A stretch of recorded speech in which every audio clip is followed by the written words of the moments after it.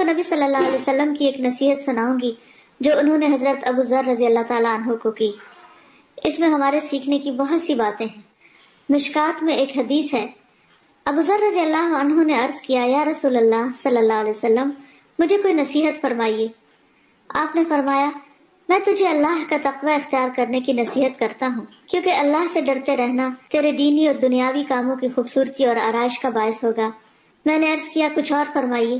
آپ نے فرمایا، قرآن مجید کی تلاوت اور اللہ کے ذکر کو اپنے لیے ضروری قرار دے، اس لیے کہ وہ اللہ تعالیٰ کا ذکر آسمان میں تیرے ذکر کا موجب ہوگا اور زمین پر وہ نور معرفت کا باعث ہوگا۔ میں نے عرض کیا، کچھ اور بتائیے۔ آپ نے فرمایا، طویل خاموشی اختیار کر، اس لیے کہ خاموشی شیطان کو رسوا کرتی ہے اور امر دین میں تیری مددگار ہے۔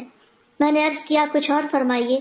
آپ نے فرمایا، اپنے آپ کو زیادہ ہنسنے سے بچا، اس لیے کہ زیادہ ہنسنا دل کو مردہ کر دیتا ہے اور چہرے کی شگفتگی کو زائل کر دیتا ہے۔ میں نے عرض کیا، کچھ اور فرمائیے۔ آپ نے فرمایا، سچی بات کہہ اگرچہ وہ تلخ ہو۔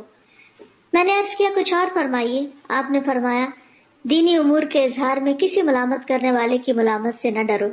میں نے عرض کیا، کچھ اور فرمائیے۔ آپ نے فرمایا، جب کسی کی عیب گیری یعنی عیب اچھالنے کا خیال تیرے دل میں پیدا ہو تو اس کے اظہار سے تجھے تیرا یہ خیال روک دے کہ مجھ میں بھی کچھ عیب ہے۔ سبحان اللہ، کتنی پیاری نصیحتیں ہیں جو ہمارے نبی صلی اللہ علیہ وسلم نے کی۔ اللہ سے دعا ہے کہ وہ ہمیں عمل کی توفیق عطا فرمائے اور ہمارے اخلاق اور کردار کو سنت کے مطابق ڈھال دے۔ السلام علیکم ورحمۃ اللہ وبرکاتہ۔